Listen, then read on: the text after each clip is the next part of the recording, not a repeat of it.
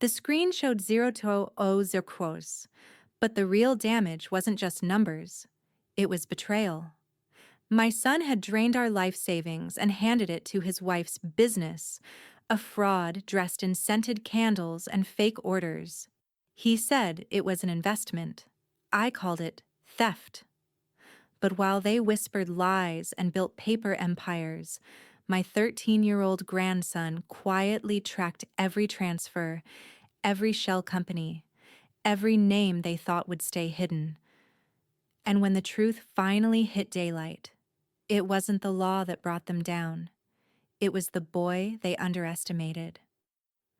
We're about to begin, but if you'd like, share where you're joining from. It reminds me this story doesn't echo into silence. It lands somewhere real. Drop it in the comments, and don't forget to subscribe. The screen flickered once before it steadied on a number that made no sense. I blinked hard, rubbed my glasses, leaned closer. Then the number vanished, replaced by a red line of text. Account balance. 0.00. For a moment, I thought it was my eyesight again, that the bifocals were smudged or the system frozen. I tapped the glass like an old woman scolding a stubborn child. But the red line didn't move.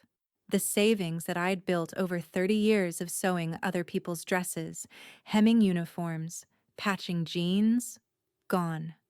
Senora Rivera? The teller asked softly. I must have been standing there too long, my fingers shaking. It was Priya, kind eyes, steady voice, someone who had always known me by name. I just came for a small withdrawal, I said. For my scan on Monday. There must be a mistake. Priya's smile dimmed. Let me check.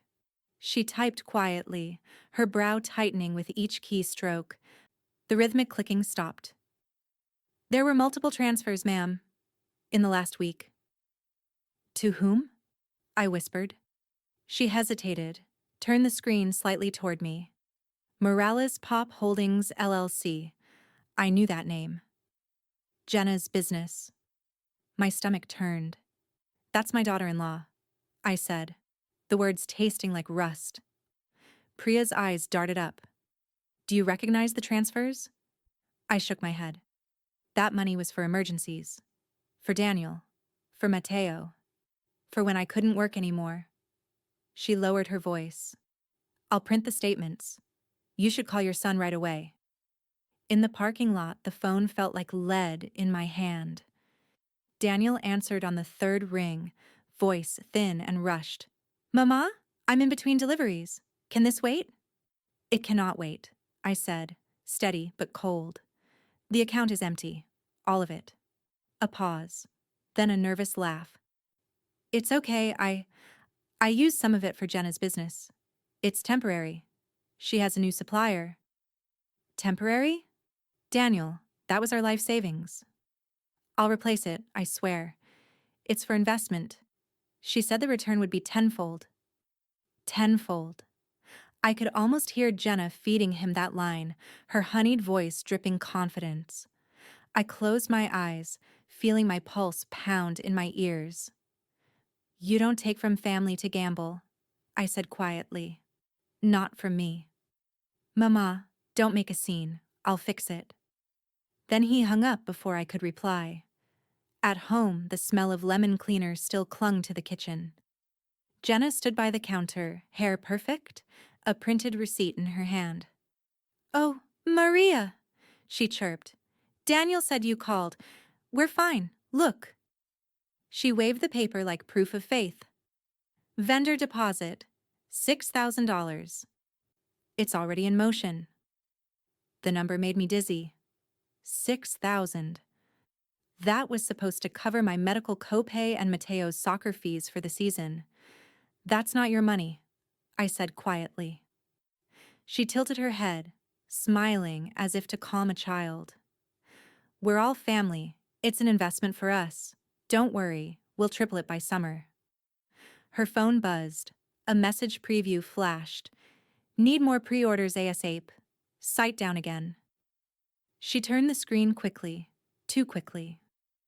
From the hallway, a quiet voice broke the silence. Abuela? Mateo stood there in his school hoodie, backpack half-zipped. He glanced at the receipt, then at Jenna, then back to me. His face didn't move, but his eyes, sharp, steady, older than 13, narrowed slightly. He'd seen numbers enough to know when they didn't add up. I forced a smile for him, though my throat burned. Everything's fine, mijo. Go finish your homework. He lingered. That paper, it says Morales Pop, right? Isn't that the same as Mateo? Jenna cut in, too quick. Grown-up stuff. Go on now. He slipped away, silent, but I saw him pause at the hallway corner, pretending to tie his shoe while his gaze swept the countertop, the laptop, the stack of printed invoices. Quiet watcher, that boy. He saw what others missed. That night, the house hummed with false calm. Jenna laughed in the living room at some influencer's video, while Daniel sat beside her, pretending not to hear my silence from the kitchen. I washed dishes slowly, the warm water masking the tremor in my hands. When the lights dimmed and they went to bed, I stood by the kitchen window and looked out at the dark yard. The lemon tree Daniel and I planted years ago, still hanging on through drought and storm. They think I'll let this go, that I'll pray and move on, whisper gratitude for what's left. But the ache in my chest was no longer grief. It was something sharper, cleaner. I turned off the faucet, dried my hands, and looked toward Mateo's closed door. Through the thin crack, I could see the glow of his tablet screen. Numbers reflected in his glasses, fast, searching, methodical. He was already digging, and in that quiet, I decided I would not be quietly ruined. Morning light spilled through the blinds, thin and accusing. I'd been awake for hours, listening to the muffled creaks of the house, Daniel pacing, Jenna whispering in the hall. By the time I entered the kitchen, they were waiting for me at the table like actors rehearsing a scene they didn't believe in. Daniel's hands were clasped together, white at the knuckles. "Mama," he started, eyes down. "I borrowed it for a business." She swore it would return tenfold.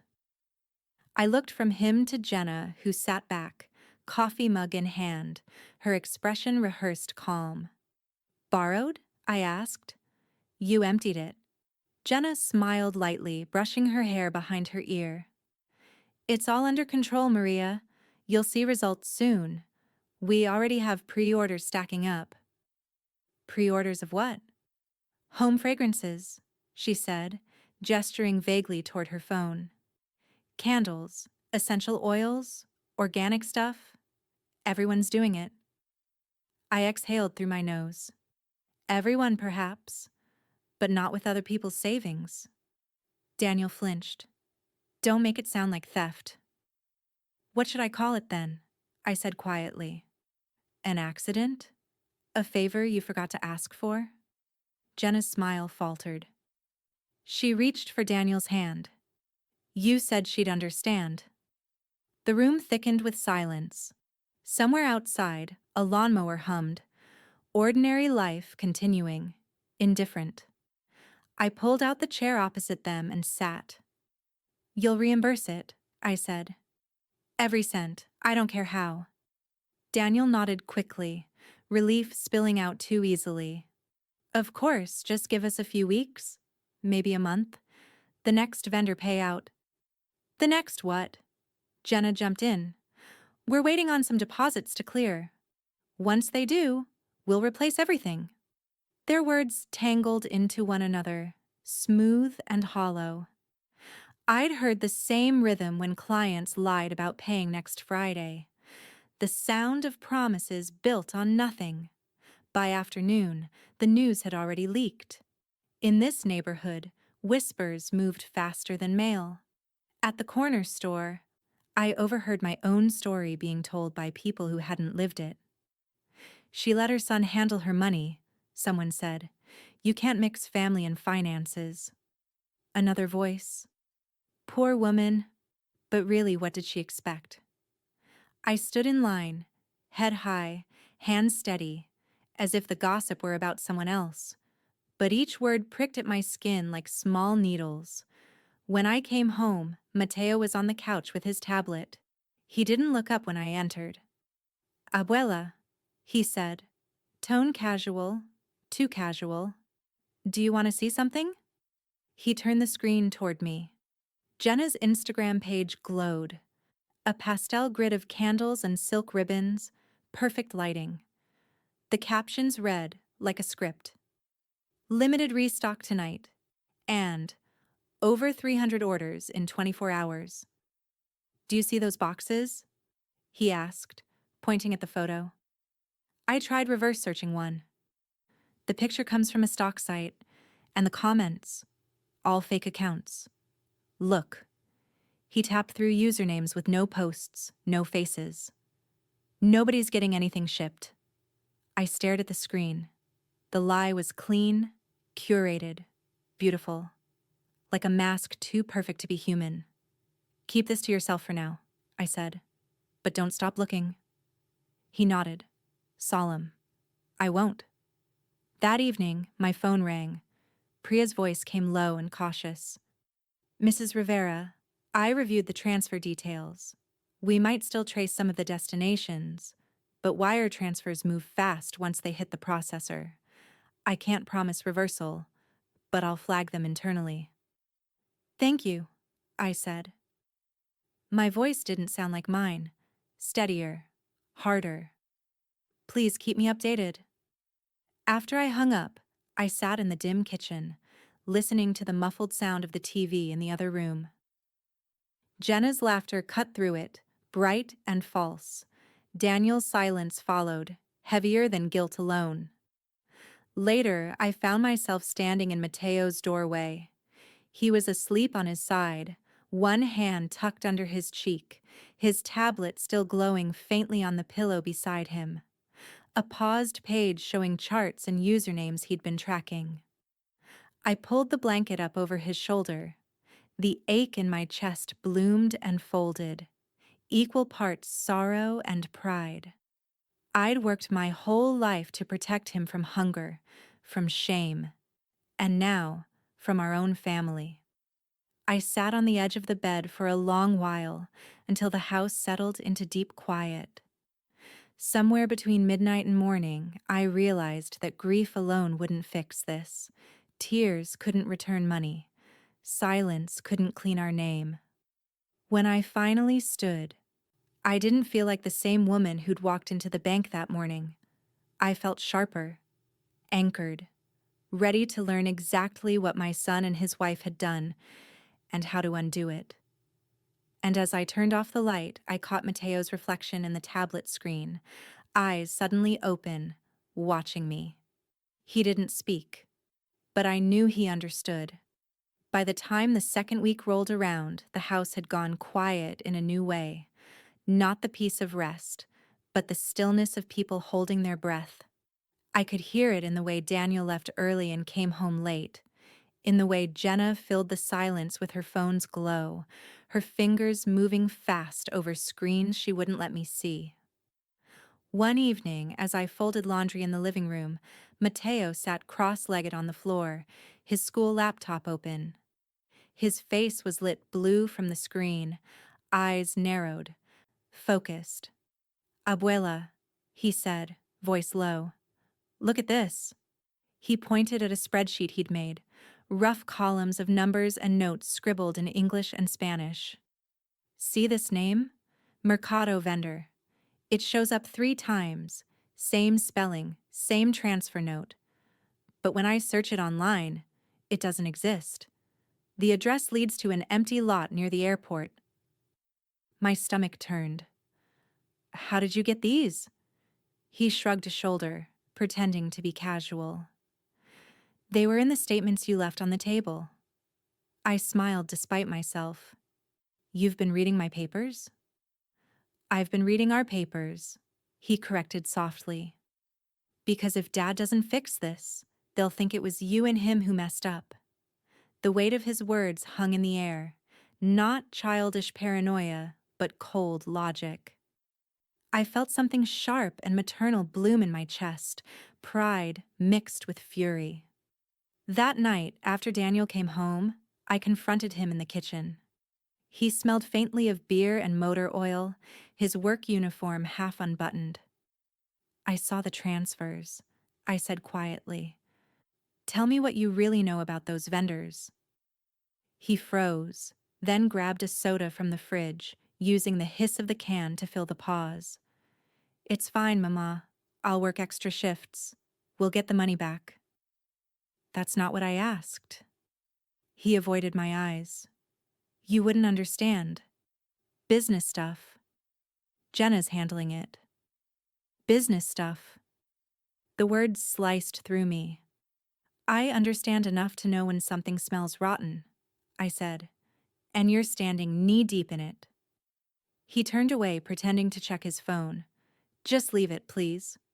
When he left the room, I felt the same emptiness I'd seen on the bank screen.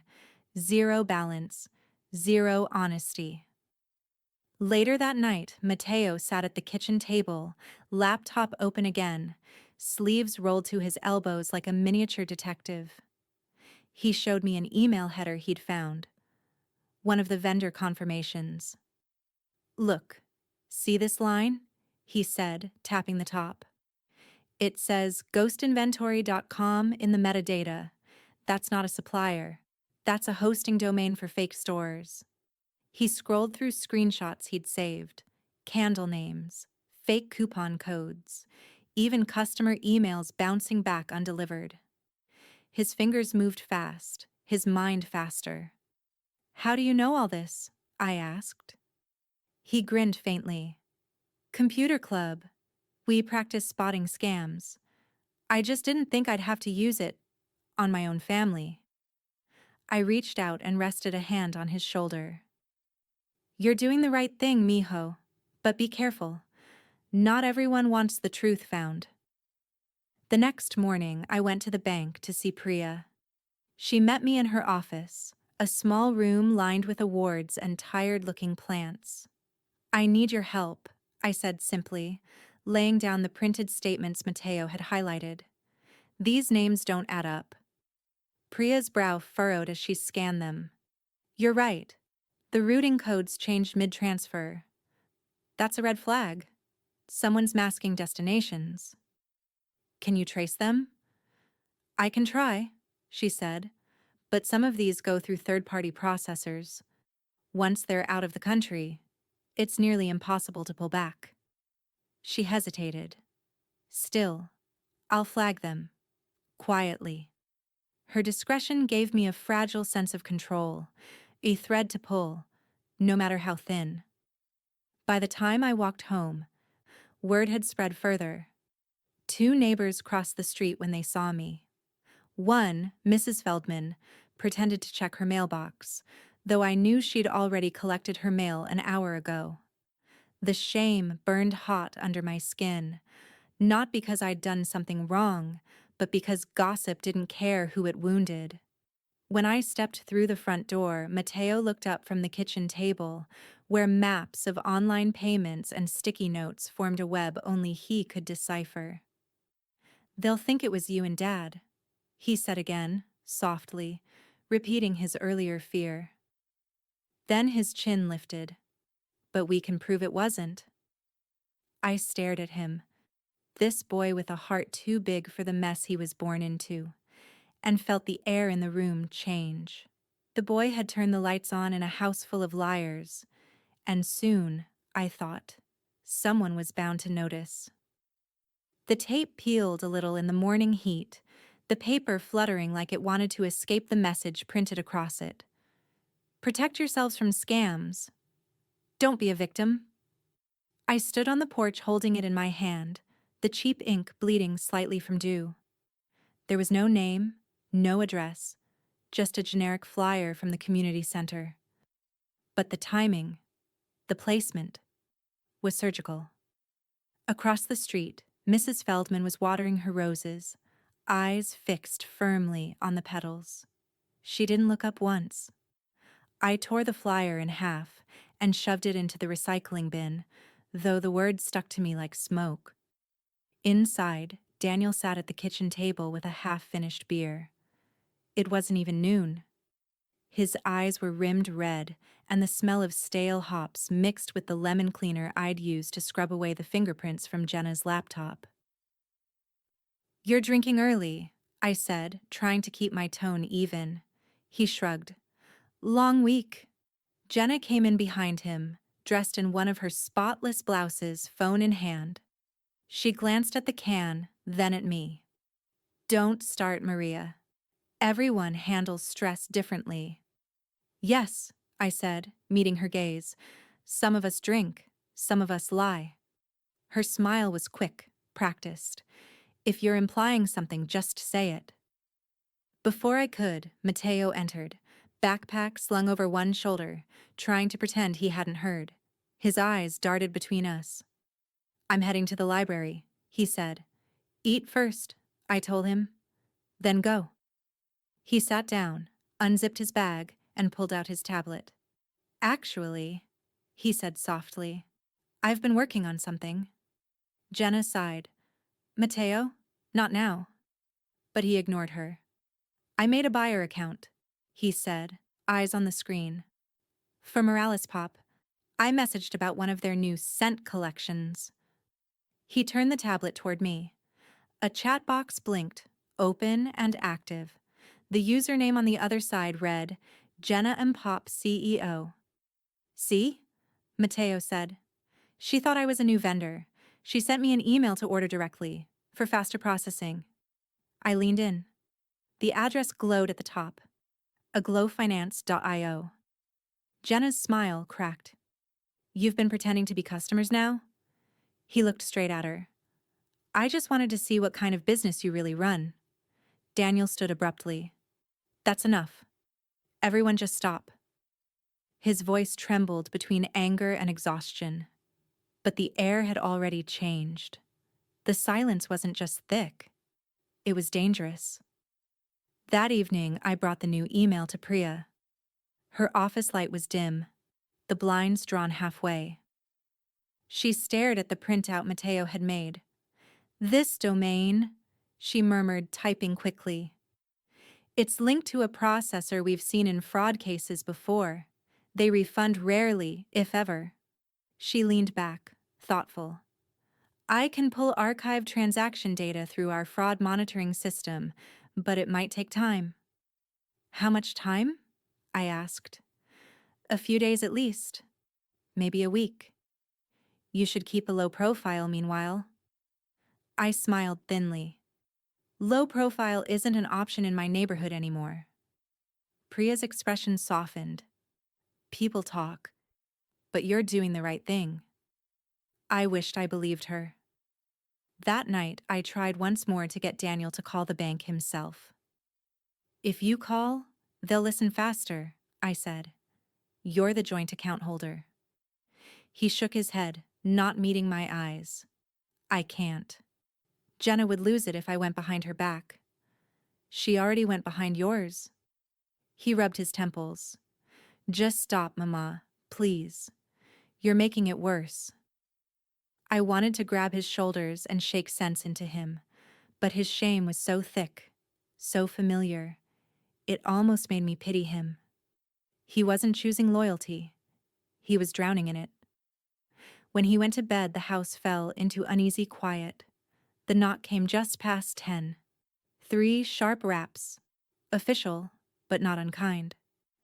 Through the window, I saw a uniform. Officer Ortega. Community police. I opened the door, pulse quickening. "Evening, Mrs. Rivera," he said, tipping his head politely. "Sorry to bother you. We had a call from a neighbor. Said they heard shouting earlier. Wanted to make sure everyone's okay." I blinked. "We're fine," I said quickly, glancing toward the hallway where Daniel's shadow shifted. "Just family matters." He nodded slowly. "Understandable. It's been a long week around here. Lot of tension going around." His tone was gentle, but his eyes scanned the living room. The empty beer can on the counter, the unspoken stories in the air. If there's anything wrong, he added, you can always come to us, off the record. I nodded, thanking him, closing the door softly after he left. Through the glass, I saw the faint silhouette of Mrs. Feldman again, watching from across the street. That was when I knew the walls were closing in, not just from gossip or shame, but from the rot spreading inside this house, the kind that starts with secrets and ends with someone breaking. I looked at Mateo's tablet on the table, still open to the chat with Jenna's fake account. A cursor blinked in the empty message box, waiting. I sat down, my reflection faint in the screen, and whispered to myself, enough. I didn't know yet what the next step would look like. Police, lawyers, headlines. But I knew one thing for certain. Silence had protected the wrong people for too long. And this time, I would be the one to break it. The sun hung low over the Sacramento strip mall, the kind of orange light that makes even lies look golden. Mateo sat in the passenger seat of my car, pretending to scroll through his phone while we waited across from the storage unit Jenna had rented 2 months ago. She called it her warehouse, though it looked more like a glorified shed between a discount furniture store and a dog grooming shop. There, he said suddenly, his voice sharp. A delivery truck backed into the alley. 2 men jumped out, lowered a wooden crate with exaggerated care, and rolled it through the metal door. The whole process took less than 3 minutes. Then, just as quickly, they were gone. No paperwork, Mateo muttered. No scanner, no signature, just theater. When the truck pulled away, I scribbled the license plate on the back of a grocery receipt. The last 3 digits, 924, stuck in my mind like a bad taste. That night, Mateo ran the plate through an open-access database. Registered to Rivergate Logistics, he said, scrolling, but the business address leads to a P.O. box in Fresno. A chill rippled through me. And that company? He clicked again. It's not real. It's a shell, abuela. A front for transfers. He turned the screen toward me. Rows of interlinked companies, each one bouncing payments to the next. It was like watching the shape of deceit unfold. Neat, efficient, cruel. The next morning, Priya called. Her tone was tight, words measured like she was speaking through glass. I pulled records from the flagged transactions, she said. Those funds went through Rivergate, yes, and then out again. Offshore. Cyprus, Cayman Islands, maybe Dubai. This isn't one person. It's a structure. Then Jenna's not just reckless, I said slowly. She's connected. Or being used, Priya offered, but even she didn't sound convinced. I hung up and sat very still, staring at the lemon tree outside the kitchen window. The air felt heavier now, as if the walls of my own house were listening. That evening, Daniel came home late, shoulders hunched, eyes glassy with exhaustion. We need to talk, I said before he could drop his keys. He froze. What now? You're still listed on that company paperwork. I want to know what you signed. His face drained. He sank into a chair, rubbing his temples. Jenna said it was a vendor reserve, just to make her brand look professional. She needed a secondary name for credibility. I thought it was harmless. You signed without reading? I trusted her, he whispered.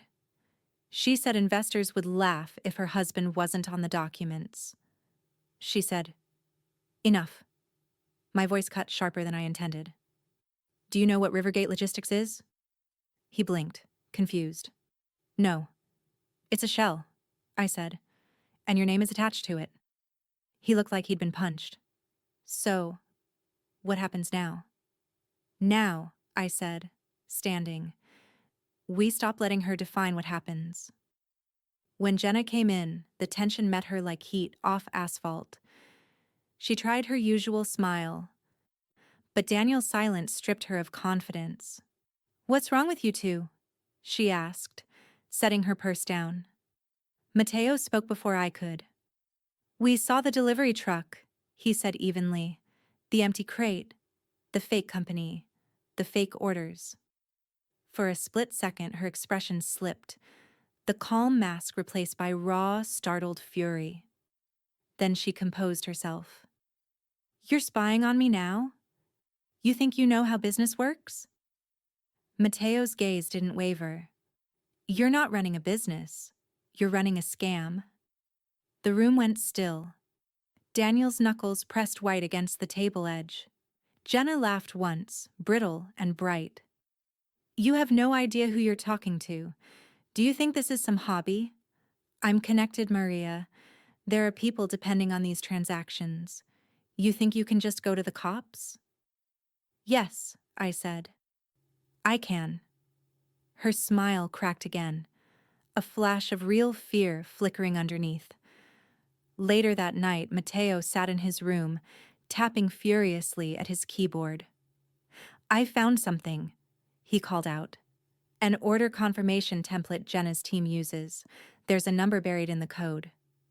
He showed me. A contact tagged Rachel Forbes. Mateo called it through a masked line. The phone rang twice before a flat, automated voice answered. "This number is no longer in service." Then a faint sound, a woman's voice whispering before the disconnect. "You shouldn't be calling this line." We sat in silence, the glow of his monitor flickering across his face. "That name," Mateo said finally, "comes up in other listings. Fake stores all across the country." The scale of it settled over me like fog. Jenna wasn't a manipulative wife with ambition. She was part of something industrial, parasitic. By morning, I was at Praya's office again with a stack of evidence, printed chats, screenshots, bank records. "I want to file a formal complaint," I told her. "And I want a forensic trace." "Maria," she said gently, "that'll trigger a full investigation. Once we start, there's no going back." I met her eyes. "Good." When I stepped outside, the sky was bruised gray, wind kicking dust down the street. Across the parking lot, a black SUV idled for too long before turning away. For the first time, I wasn't just angry. I was certain. They'd taken my money, my peace, and nearly my son. But now I had their names, their roots, their shadows. And this time, I wasn't pulling back. Because I'd just seen what lived behind Jenna's perfect smile, and I was going to tear the mask off piece by piece. The cafeteria smelled of burnt coffee and Lysol, a familiar mix of small-town civility and quiet judgment. Folding chairs creaked as parents settled in for the PTA meeting, faces too polite, voices too low. I'd come to help set up the raffle table like I did every month. But that night, the air shifted when I walked in. Whispers fluttered from table to table, soft but unmistakable. "Did you hear Maria lost her savings?" "They say it was a family thing. The daughter-in-law, maybe?" "No wonder she looks so tired." Poor woman.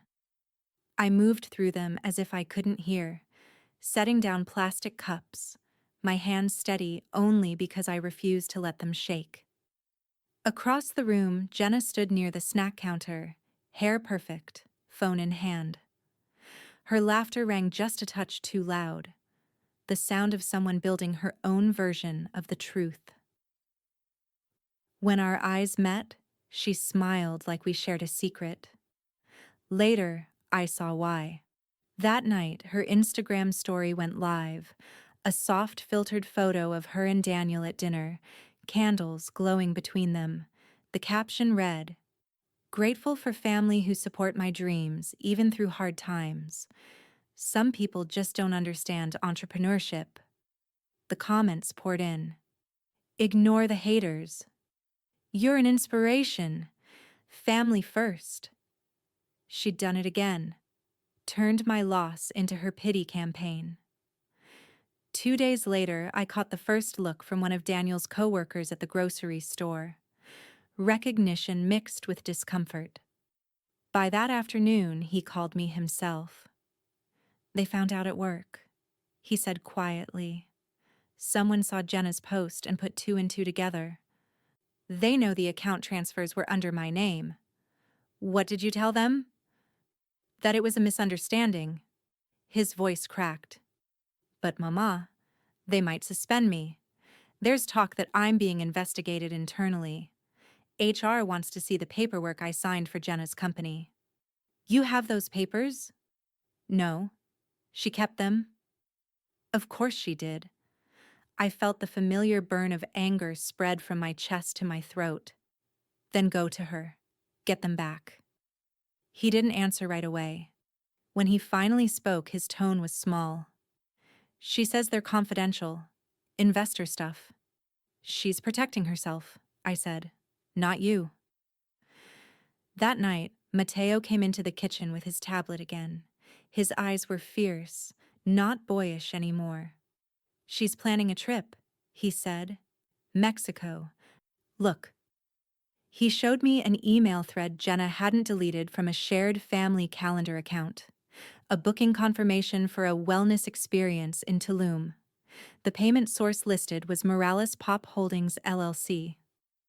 That's my account money, I whispered. She's spending what's left. Matteo nodded grimly. It's booked through one of the shell vendors.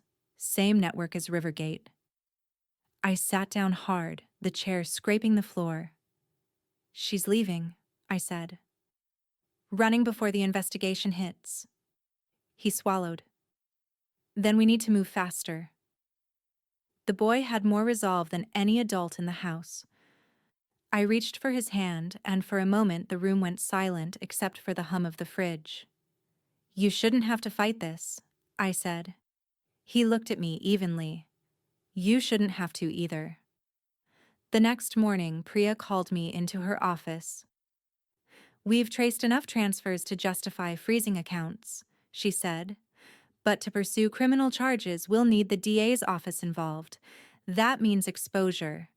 Your name, your family's names, public filings.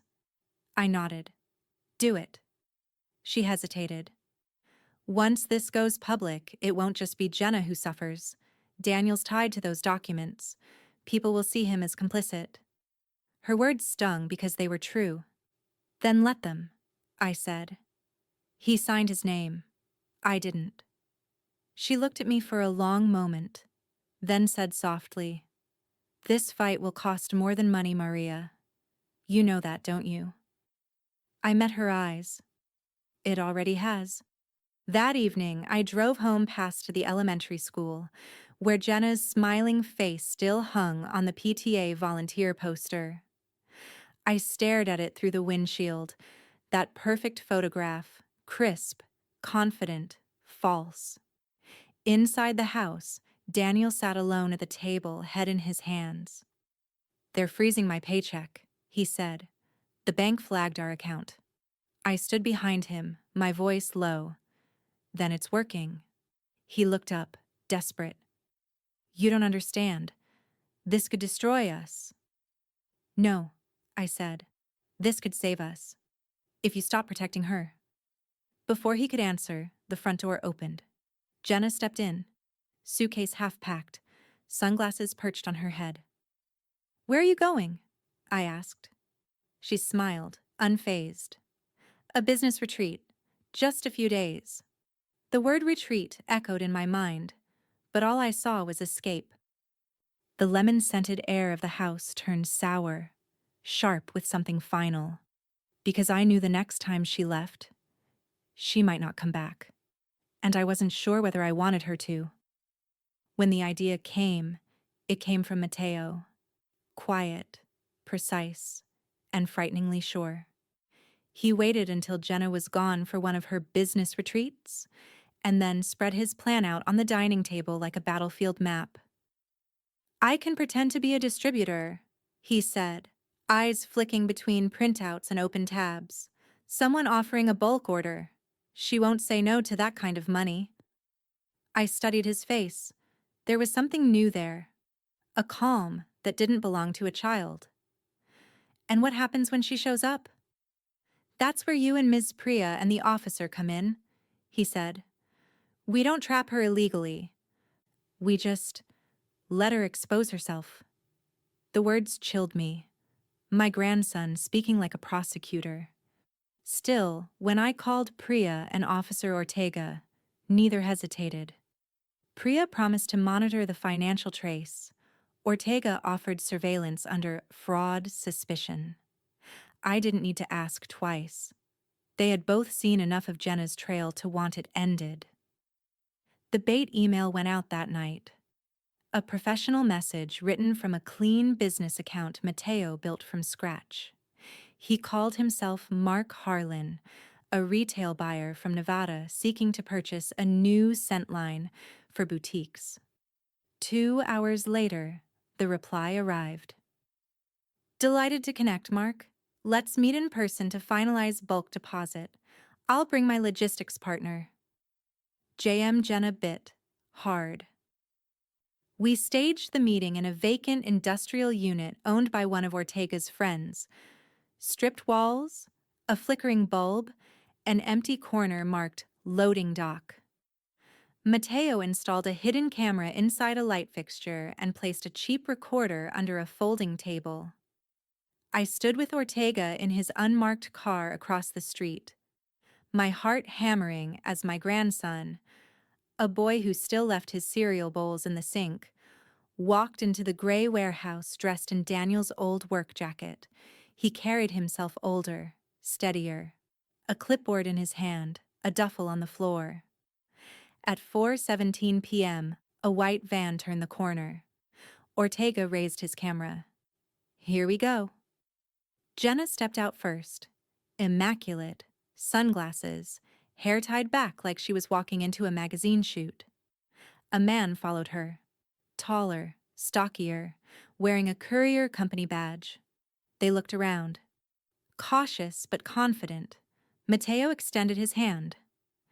"Thanks for coming," he said, his voice calm, rehearsed. "We like to keep local suppliers in rotation." "Of course," Jenna said sweetly. "You'll see our packaging is top tier. We can handle any quantity." Her partner opened the van door. Inside, rows of empty boxes, glossy labels stuck to thin air. "Can I see your vendor documentation?" Mateo asked. She laughed, high, dismissive. "We do this all the time. The paperwork comes after the deposit clears." Ortega leaned forward in the car, muttering, "There it is." He started snapping photos, license plate, courier ID, timestamp. Inside, Jenna's tone sharpened. "Where's the deposit, Mark?" Mateo smiled. "Wire transfers queued. Just need your routing number and confirmation name." She hesitated, greed flickering faster than caution. "It's Morales Pop Holdings," she said, too quickly. "Got you," I thought. Her partner handed Mateo a business card. Ortega zoomed in through the windshield. The courier company's name matched one of Priya's flagged shells. Everything was falling into place. Too neatly, too perfectly. Then Jenna's eyes narrowed. She saw the faint red light blinking from the camera in the ceiling fixture. Her entire body stiffened. "What is this?" Mateo didn't move. "Proof." She spun on her heel, grabbing her partner's arm. "We're done here." The van's tires screeched against the pavement. Ortega leapt out of the car, snapping rapid photos as Priya texted live updates from the bank office. Routing number confirmed. Fraud flag triggered. The van swerved past the corner stoplight and disappeared. But not before the plate and driver's ID were captured. I rushed into the warehouse. Mateo stood still, breathing hard, recorder blinking green on the table. He looked up at me, half fear, half victory. "Did we get her?" he asked. I placed both hands on his shoulders. "We got enough." That night, Ortega brought printed photos. The van, the courier badge, Jenna's face mid-turn, caught in perfect clarity. Priya confirmed the partner's ID tied back to Rivergate's corporate filings. It was the first real crack of daylight in weeks. By morning, word had spread. Someone at the precinct leaked that a local businesswoman was under investigation for financial fraud. The neighbors who had crossed the street now lingered outside, pretending to sweep driveways. For once, the whispers weren't about me. They were about her. And as I watched Mateo sleep on the couch, his laptop still open beside him, I realized something terrifying and true. The boy had changed. He wasn't just fighting for justice anymore. He was learning how to win. It started online before it reached my doorstep. Within hours of the investigation leak, Jenna's followers turned the story inside out. Screenshots from her posts flooded local pages, smiling photos of her and Daniel with captions like, "Family over fraud, truth always wins." The comments were worse. "She's being set up by bitter relatives. Sounds like the mother-in-law's jealous." Always older women trying to ruin young entrepreneurs. My name wasn't printed, but the hints were enough. Everyone knew who the mother-in-law was.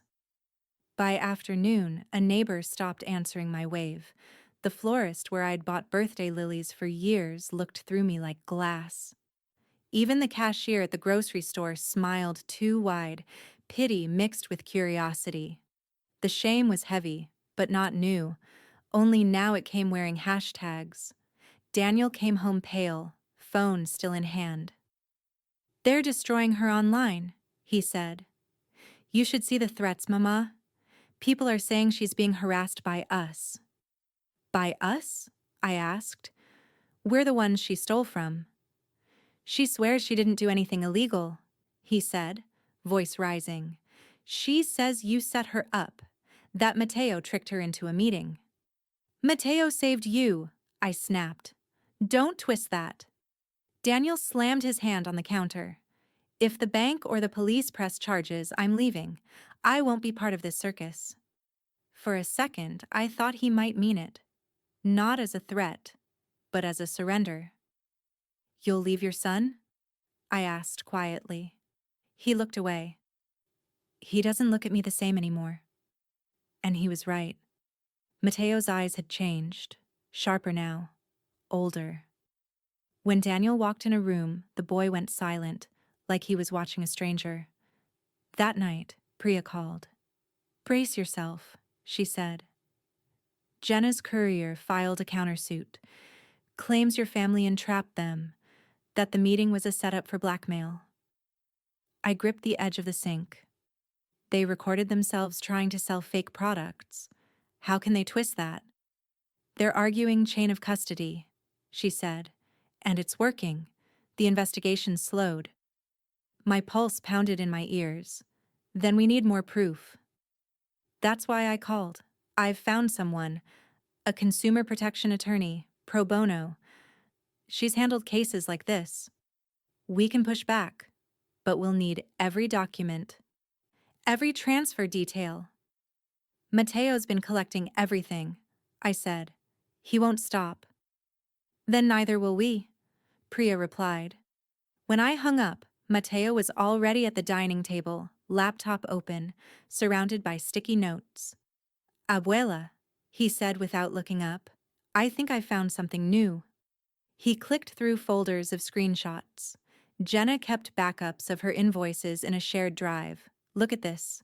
A ledger. Names, payment amounts, percentages." At the top, in her neat handwriting, vendor payouts, Mercado LLC. "What's Mercado?" I asked. "Another shell," he said. "But this one's different. It's registered here in California."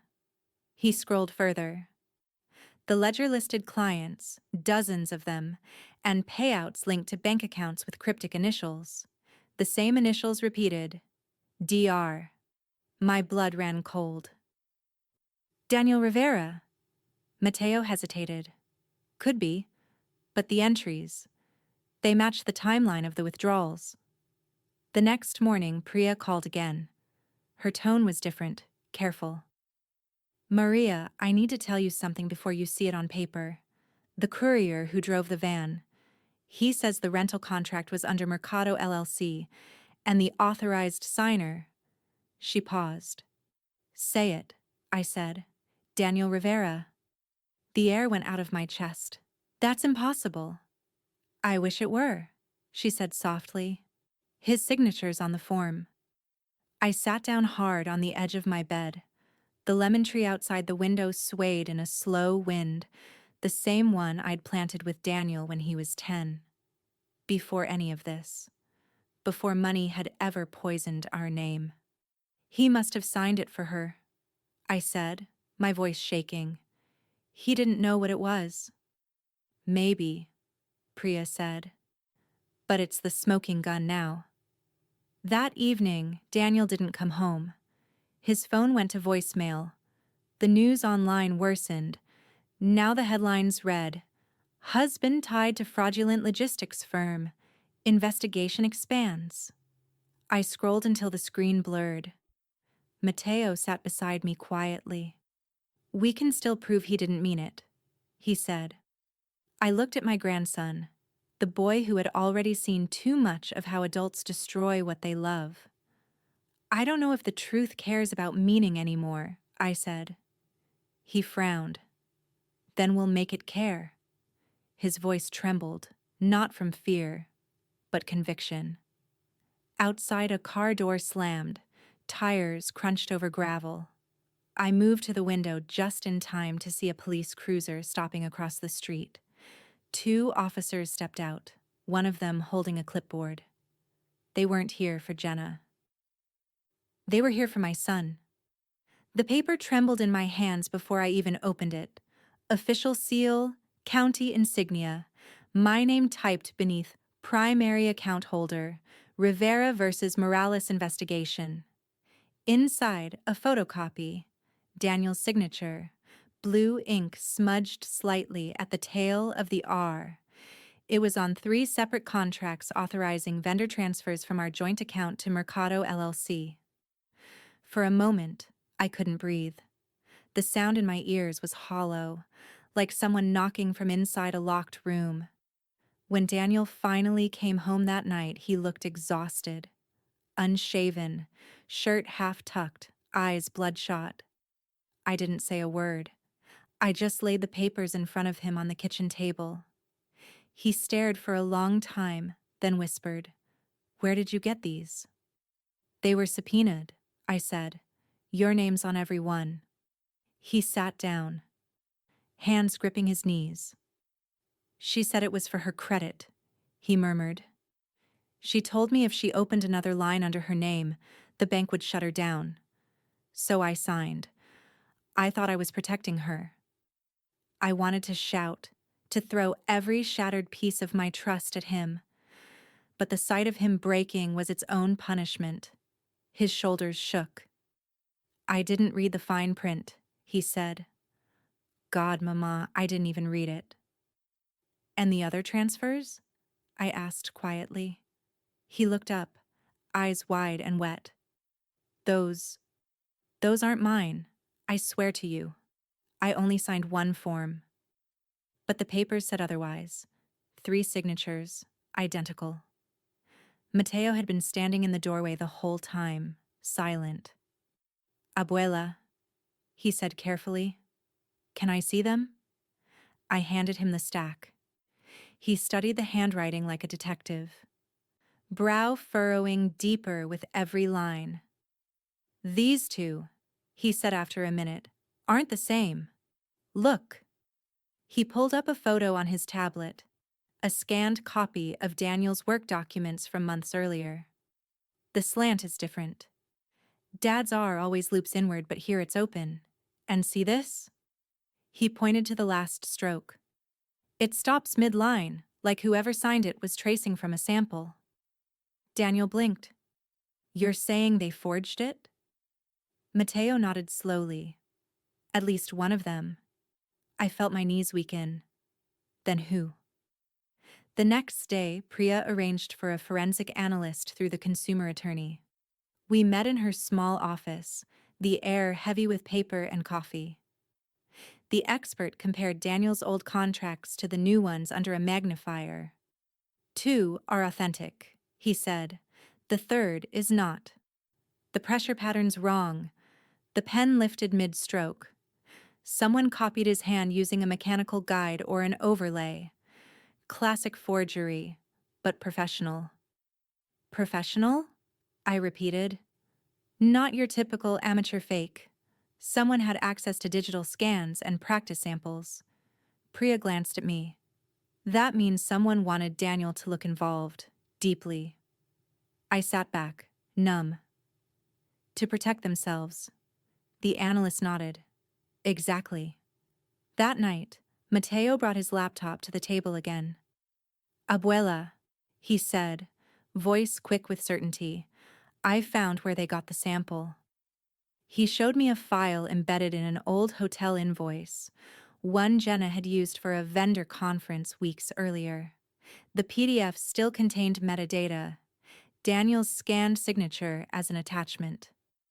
She used this, Mateo said. She uploaded it for registration, but it's the same vector format as the fake signature. She, or someone she works with, copied it. I stared at the glowing screen. The betrayal felt physical this time. Not just hers, but the system of hands that had taken my family apart one document at a time. Why forge Daniel? I asked aloud, when she could have just used her own name. Mateo hesitated. Because she's not the one in charge, Abuela. Someone higher up needed a fall guy. If the scam collapsed, it would point to Dad. A small name, a local man, not the real ring. The room fell into a heavy, aching quiet. Daniel rubbed his face. She told me she'd take care of everything, that I just needed to stay quiet.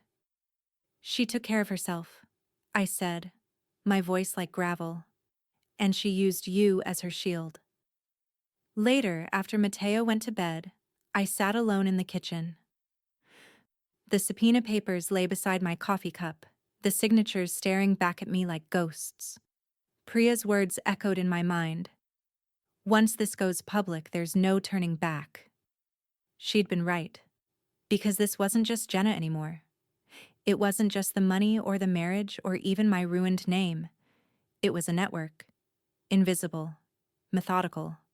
Cruel. And somehow, my son was its paper witness. I folded the papers neatly, slid them into a new envelope, and wrote one word on the front. Evidence.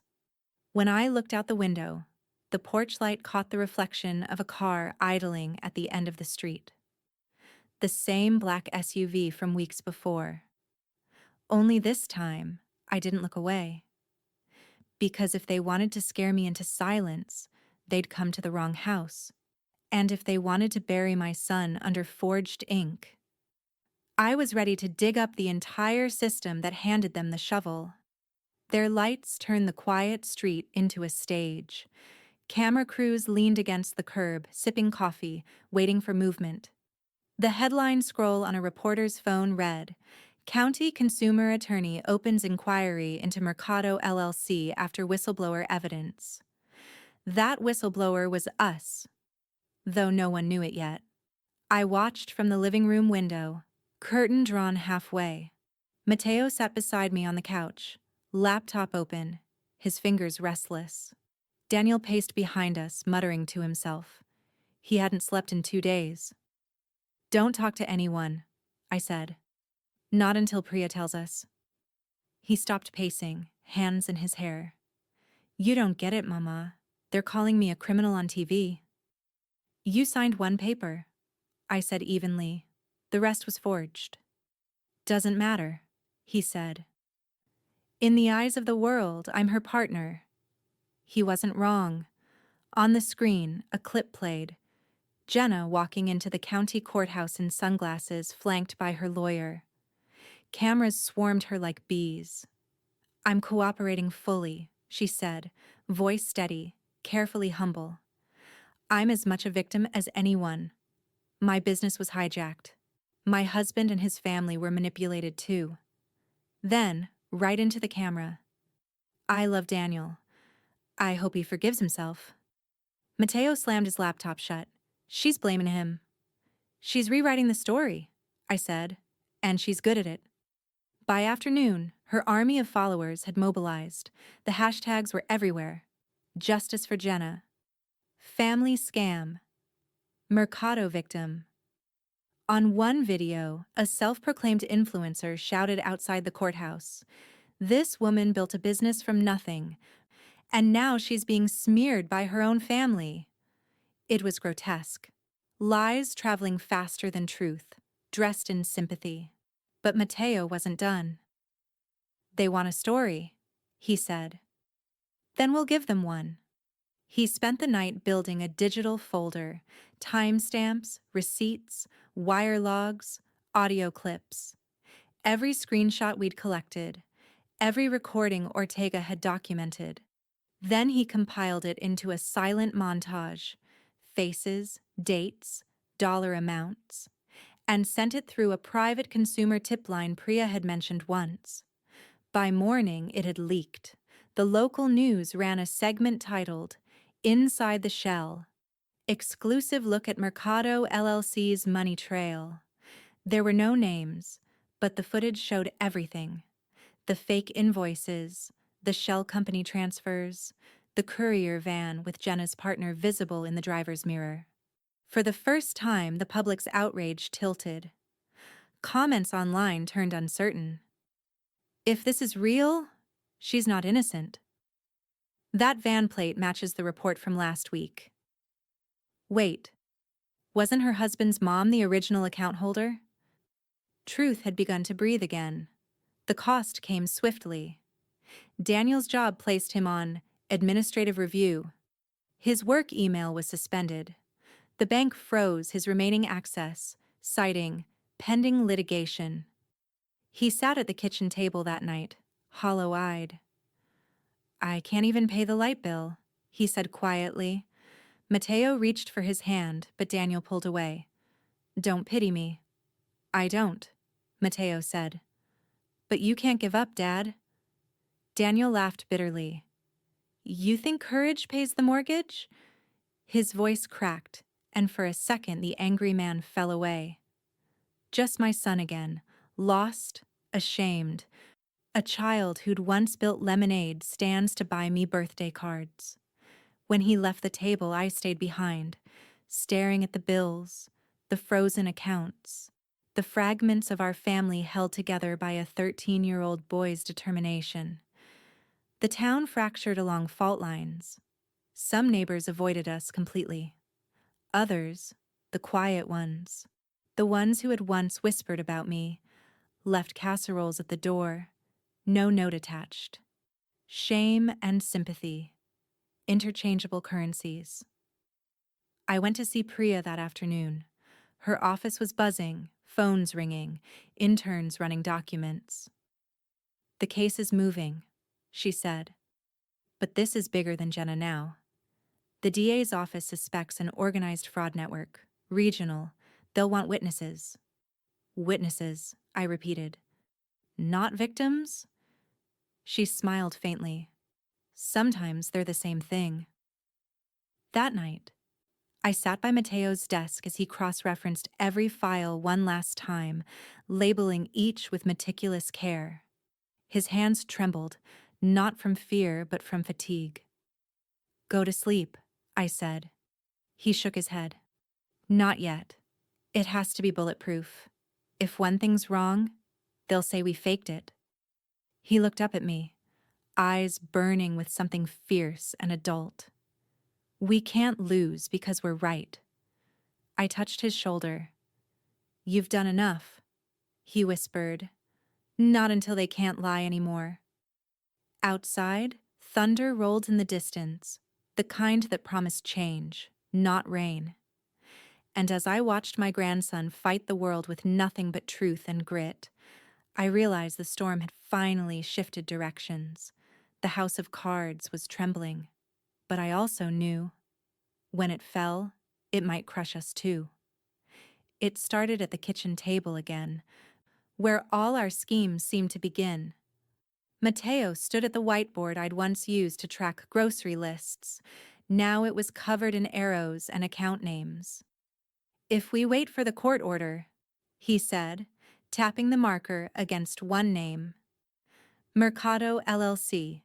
They'll move everything offshore, but if we send a fake transfer through the same route, we can trace who collects it." Priya frowned from across the table, skeptical, but listening. Officer Ortega leaned back in his chair, arms crossed.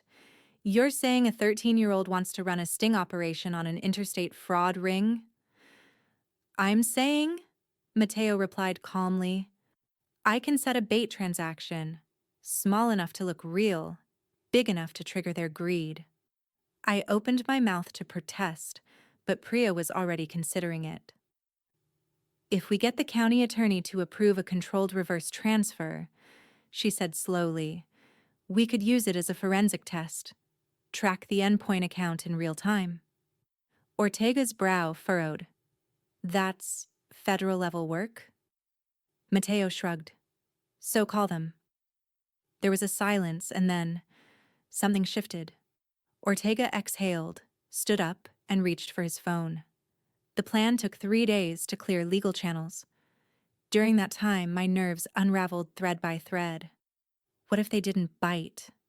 What if Jenna saw through it? What if Mateo was wrong? But on the 4th day, Ortega called at dawn. "We're on. County greenlit the sting. Mateo's file checks out. That kid could write training manuals." When I hung up, Mateo was already dressed, backpack slung over one shoulder, laptop under his arm. "Today," he said simply. The bait transfer was disguised as a large school supply order, a bulk purchase for scented candles and holiday kits from a district fundraising account. The invoice used Jenna's old vendor email address, the one tied to her Morales Pop alias. From my seat in Priya's office, I watched the line of code execute on Mateo's screen. Transfer initiated. $8,000 test deposit. He'd disguised the metadata just enough to mimic a real school payment. A trick he'd learned months earlier, back when his curiosity was just about games and coding challenges. Now it was justice in a hoodie. Minutes later, Priya's system pinged. "Got movement," she said. "They routed it through Mercado first, then split it. 2 destinations." Mateo leaned forward. "Watch the second one." Sure enough, the trace jumped again. This time to an account flagged in a Homeland Financial Crimes watch list. "Bingo," Ortega muttered. "That's a racketeering shell. Part of a multi-state laundering ring." Before we could celebrate, Priya's phone rang. Her eyes widened as she listened. "They're trying to reroute it again, to cash out." Ortega grabbed his radio. "Go. Now." By the time we reached the small co-working office Jenna had been using downtown, the parking lot was already crawling with unmarked cars. Federal and county agents stood at the door. Jenna was inside, mid-transfer, fingers still on her keyboard when the agents entered. For once, she didn't look surprised, just furious. "Do you have any idea who you're dealing with?" She snapped at Ortega as he read her rights. "Yeah," he said flatly. "A woman about to be booked for fraud and conspiracy." Mateo stood in the doorway, small in his oversized sweatshirt, watching as they cuffed her. She turned, saw him, and something like recognition passed between them, predator to prey, reversed. "You did this," she hissed. He didn't answer. He didn't have to. During booking, Priya called us into her office again. They found something, she said, voice hushed. A ledger. Paper. Not digital. Probably because she didn't trust her own system. She slid a photo across the desk. Handwritten columns, numbers, and next to them, initials. RF, DR, ML. At the bottom, in block letters, payoffs, distribution, region 4. This goes beyond her, Priya said. She was paying upward. Someone else was running this show. I looked at Matteo. His jaw was tight, his expression unreadable. We caught her, I said softly. You did that. He nodded, but his eyes stayed fixed on the ledger photo. Abuela, he said quietly, this isn't the end. It's the start. That night, after the agents left and the house finally exhaled its tension, I found him sitting on the porch steps, staring out at the lemon tree. You should be proud, I said. He gave a small, tired smile. She's gone, he said. But the names in that ledger, they're still out there. I sat beside him, the air cool, the world still shifting under our feet.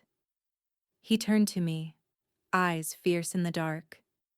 We can't stop now, Abuela. They'll bury it if we let them. And in that moment, I realized he wasn't my little boy anymore.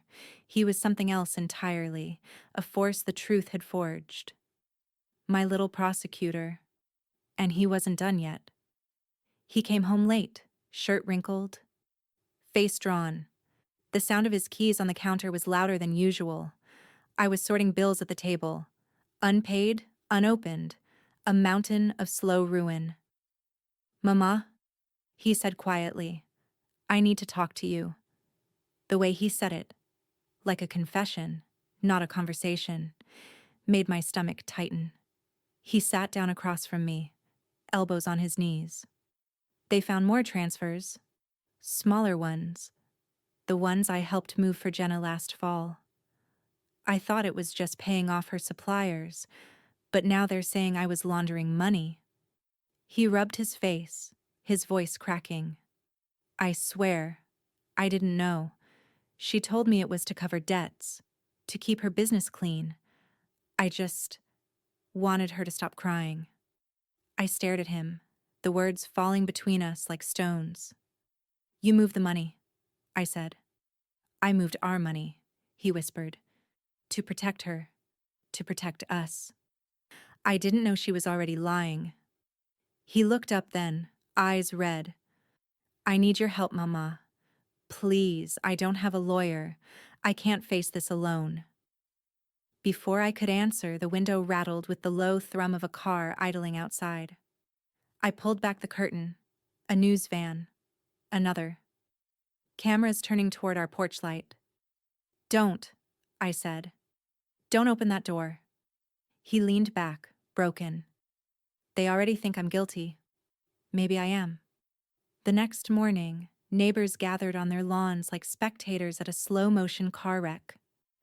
Mrs. Feldman stood by her roses again, whispering to a man from down the street. 2 teenagers filmed on their phones. Daniel walked to his car with his head down. The murmurs followed him like smoke. There's the son. He's the one in the papers. I wanted to scream at them. Tell them what they didn't see.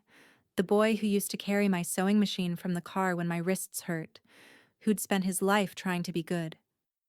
But silence had become our second language. That evening, Matteo came into the kitchen carrying his laptop. His face was tight, angry. They're going to bury it, he said flatly. The DA's office is stalling. They'll make deals with everyone except her. She's in custody, I said.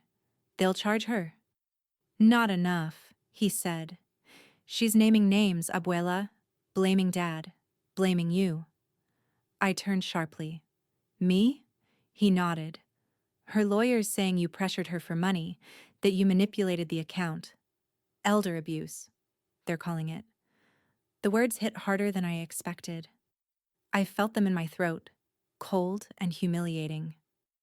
She's twisting everything. Then we twist it back, Mateo said. He opened his laptop. I scanned the ledger. I'm sending it to the federal tip portal. Anonymously. The real investigators, not the local ones. Mateo, that could expose you, I said quickly. He shook his head. It'll expose them. His fingers moved fast. Within seconds, the file was gone, uploaded into the faceless system of justice he still believed in. I reached for his hand, but he was already watching the confirmation screen fade. 3 days later, the news broke again. This time, not about us. The federal probe had expanded. Several vendors across California were named. Small business owners, charity directors, even a PTA treasurer. People we'd known for years. People who'd donated raffle prizes, smiled at bake sales, hugged Jenna on camera.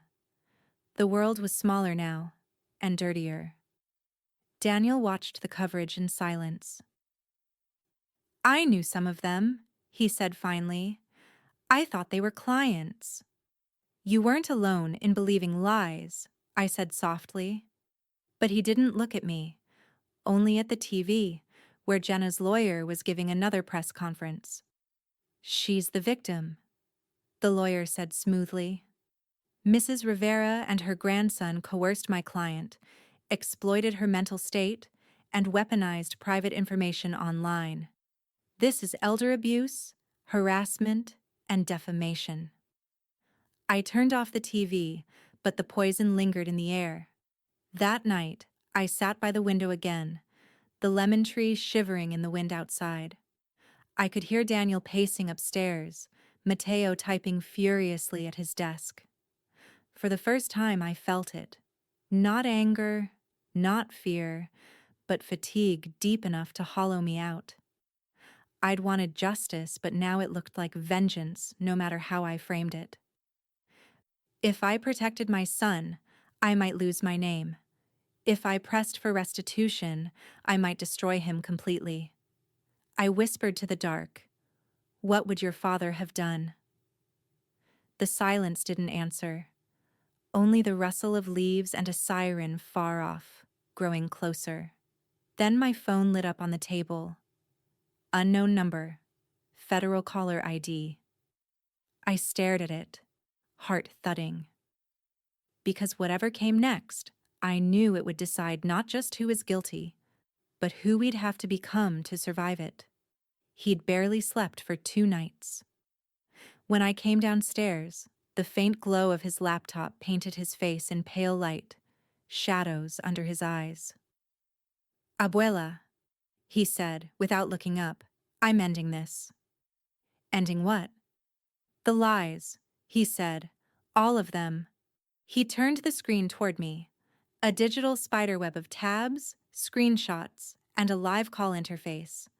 At the top, a countdown timer, connection pending, Jenna Morales, vendor, Pacific Verde Trading.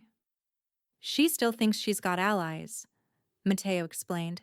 This vendor, one of the people on her payout list, was part of the laundering network. They don't know the feds are circling yet. I spoofed an encrypted line through their usual portal. When she logs in, she'll think she's talking to her old partner. I felt the air drain from my lungs. You can't. Mateo, this could be illegal.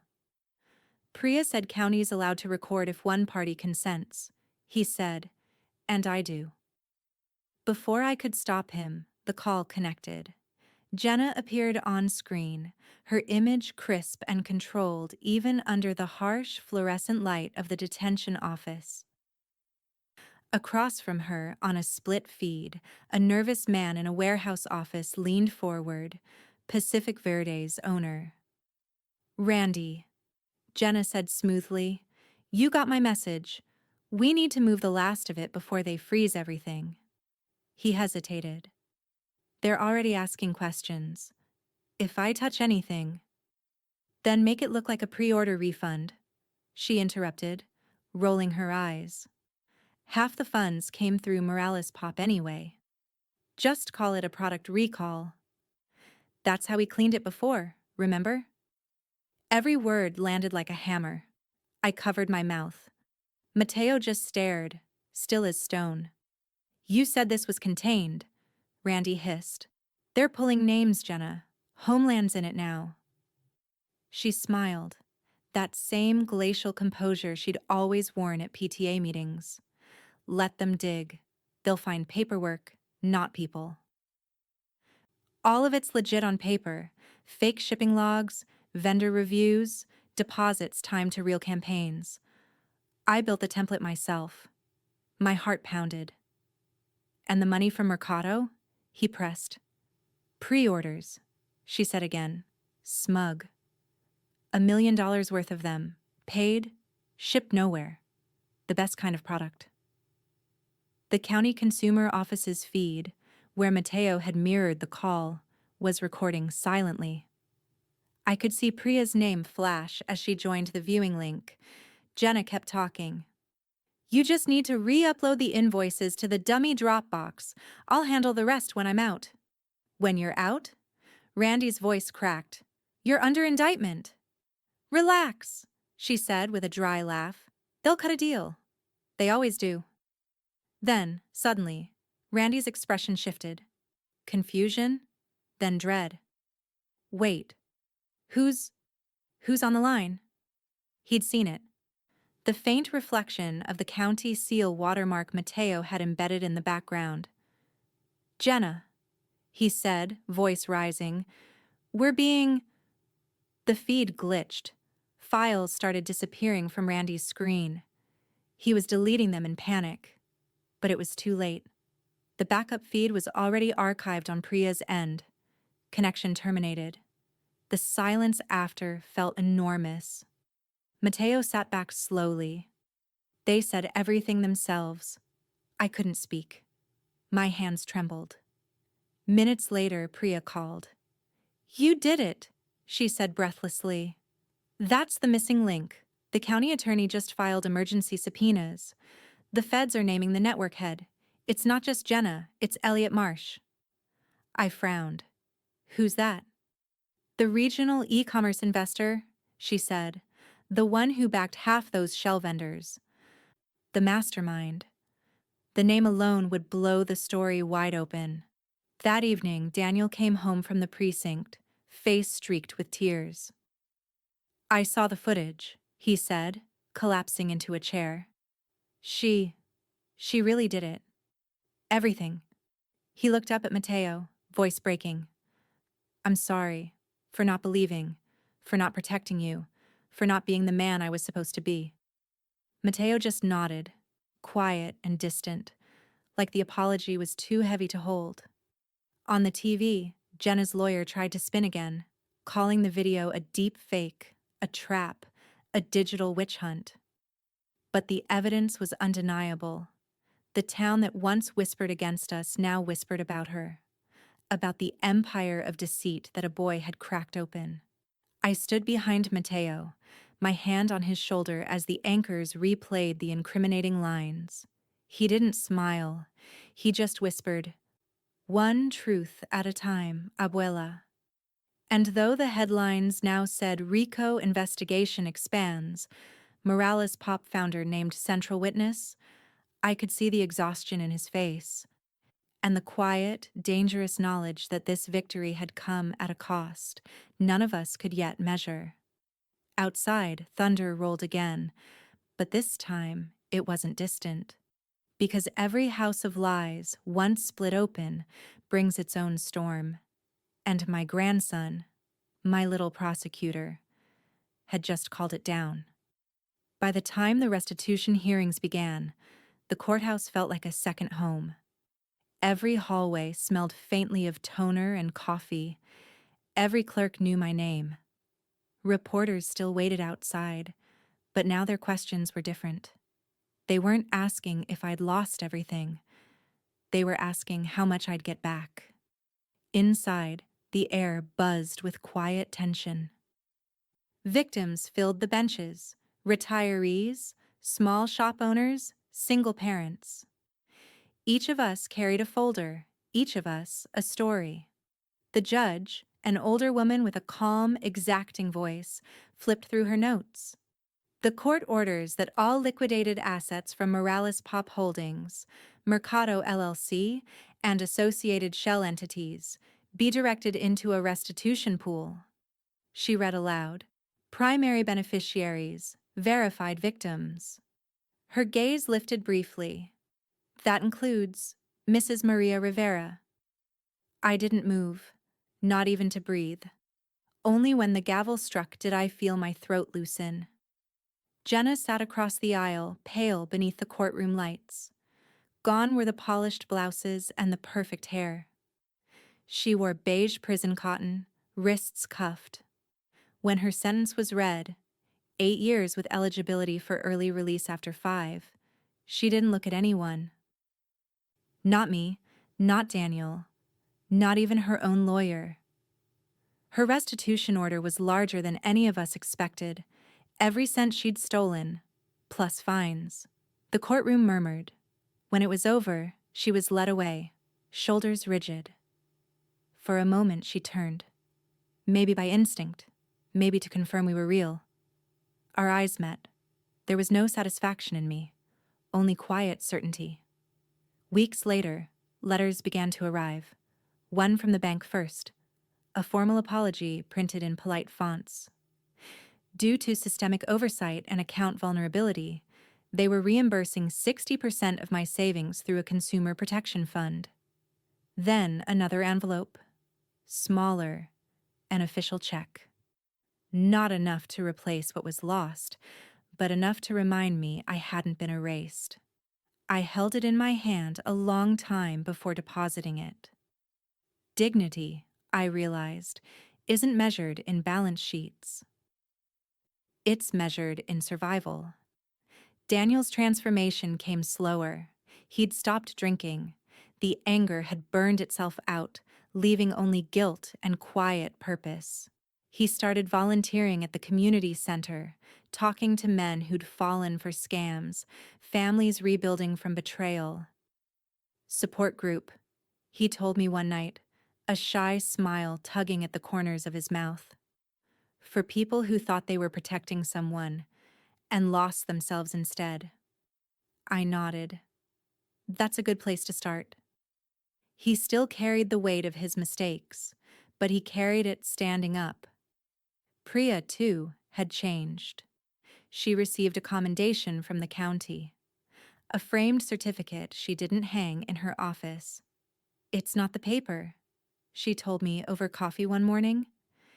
It's knowing we did the right thing, even when it made a mess. Officer Ortega stopped by the cafe that same week, his new badge glinting with the emblem of a financial crimes task force. You two started something, he said with a grin. Turns out white-collar crooks don't like being caught by grandmothers and middle schoolers. Then they'd better get used to it, I said. He laughed, a sound that finally felt like closure. The biggest surprise came from Mateo. The local college awarded him a civic scholarship, Excellence in Digital Ethics and Investigative Initiative. The mayor shook his hand for the cameras, but Mateo just looked embarrassed. When they handed him the plaque, he said softly, I didn't do it for this. I smiled from the front row. I know, I whispered. After the ceremony, as we walked through the school courtyard, he reached for my hand. The sunlight hit the lemon-shaped pendant on my necklace, the one Daniel had given me decades ago, and for the first time in months, I felt light again. We stopped near the edge of the lot, watching clouds roll in from the west. So this is it? Mateo asked quietly. It's over? I squeezed his hand. No, mijo, it's never over, but it's fair enough for now. He nodded, thoughtful. From somewhere behind us, a voice called our name. A journalist wanting one last comment, one last headline. I turned to face them, my hand still holding his. You can tell them, I said, that justice doesn't always roar. Sometimes it just refuses to shut up. Mateo laughed, real laughter, deep and clean. And as we walked away from the courthouse steps, I realized this wasn't the end of our story. It was just the part where we'd finally learned how to live inside the truth. Your account has been reinstated. That was the subject line. For a long time, I just stared at it, afraid to click. The last time I'd seen those words from the bank, they had marked the end of everything I trusted. When I finally opened the message, it was short. A few polite paragraphs, corporate apologies dressed as empathy. But at the bottom, one sentence made me sit down. A new community fund has deposited $1,147.43 to your account. Contributions from local residents in recognition of your perseverance and integrity. I reread it 3 times before I believed it. Outside, the wind carried the faint sound of someone mowing a lawn, a normal noise. Life, steady and indifferent. And then, through the blinds, I saw them. 2 neighbors standing by the curb, glancing toward my porch. Mrs. Feldman was holding a small envelope.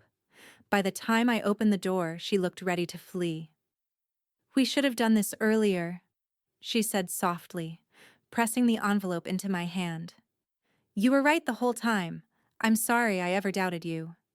Inside were folded bills, $20, $40, $60, a note scrawled in blue pen.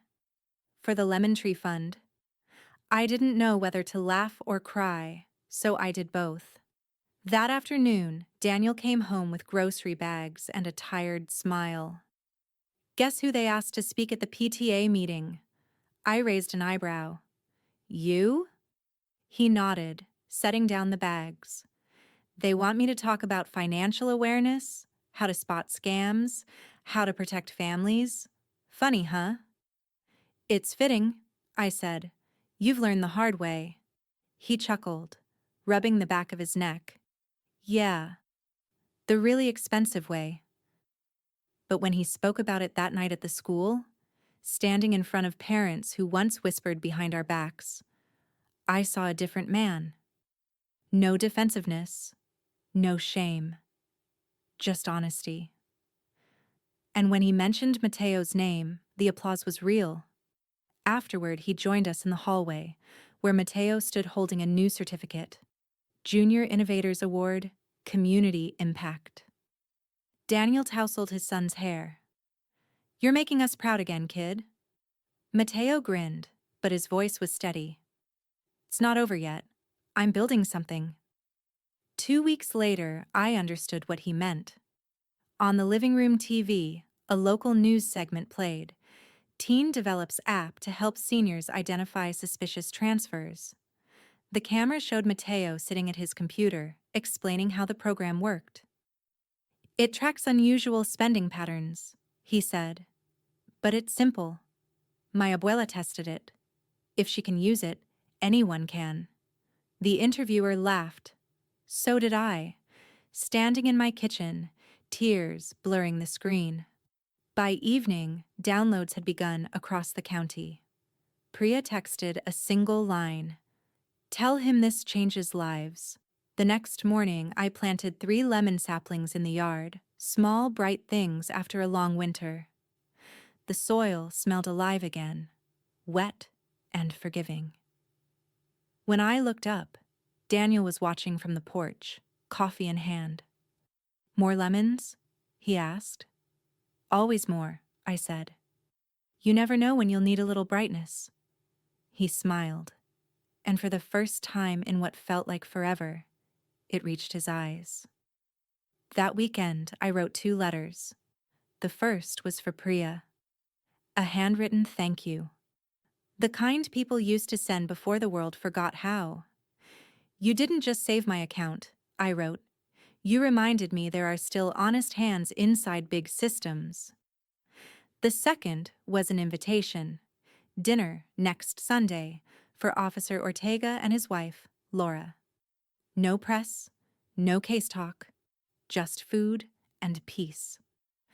I slipped both envelopes into the outgoing mail before I could second-guess them.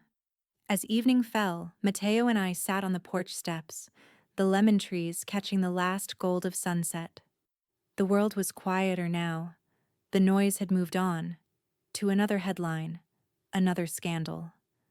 But the silence we kept wasn't empty anymore. It was earned. I looked at the glowing bank notification on my phone one last time, then turned it off.